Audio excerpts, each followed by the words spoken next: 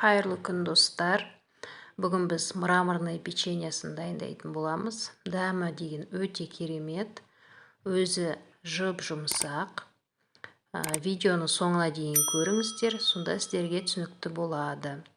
Ал қажетті заттарды қойып қойдым. Бізге керегі жұмыртқа 2 дана, қант,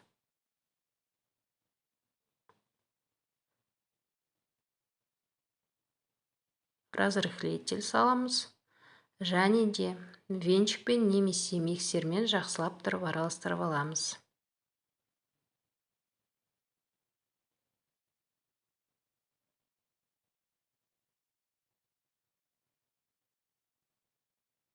Араласқаннан кейін енді сұйық майымызды құямыз.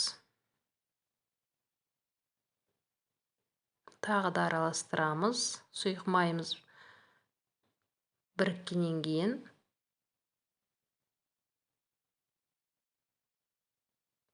ұнымызды саламыз.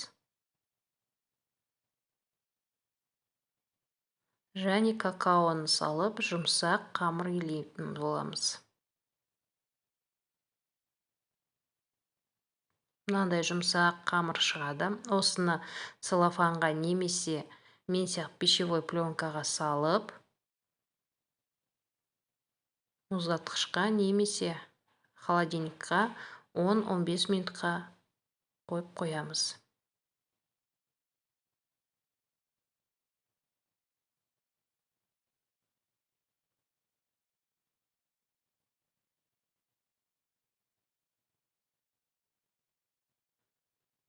Дай 15 минут өткеннен кейін осындай дөңгелектер жасап, сахарный пудраға аунатып, қызып тұрған пешке 180 градуста 12 минут пісіріп аламыз.